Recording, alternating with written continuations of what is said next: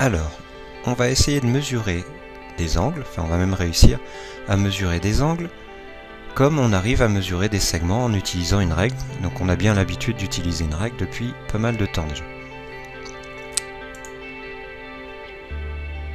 Dans la vie courante, dans plusieurs sports, vous avez déjà sûrement entendu parler de figures qu'on appelle les 360 degrés. Alors 360 degrés, parce que c'est les sportifs qui les font, ils font un tour sur eux-mêmes.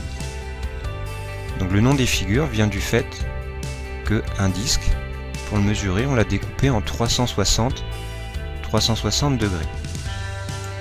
Vous avez peut-être déjà entendu dire que quand je prends un angle droit ça mesure 90 degrés.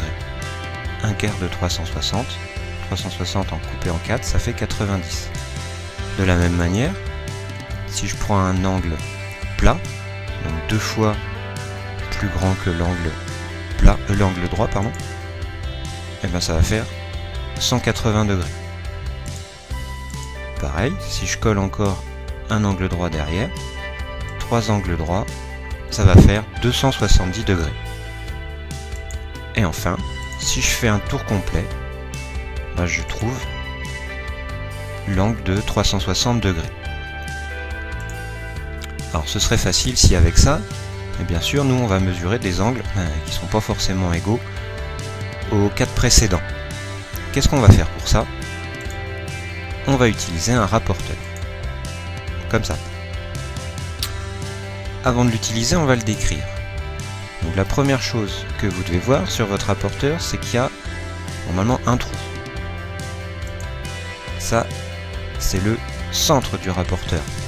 Ce centre, c'est lui qu'on va placer sur le sommet de l'angle. Deuxième chose qu'il va falloir observer sur votre rapporteur, c'est qu'il y a, contrairement à une règle, il y a 2 graduations.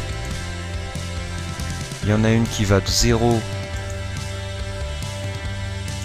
jusqu'à 180 degrés en partant de la gauche, et il y en a une qui va de 0 à 180 degrés en partant de la droite. Bien sûr, on n'utilisera pas les 2 graduations en même temps, on utilisera soit l'une, soit l'autre, et le but du jeu, ça va être de ne pas se tromper de graduation pour avoir la bonne mesure des angles. Ce qu'on va voir tout de suite.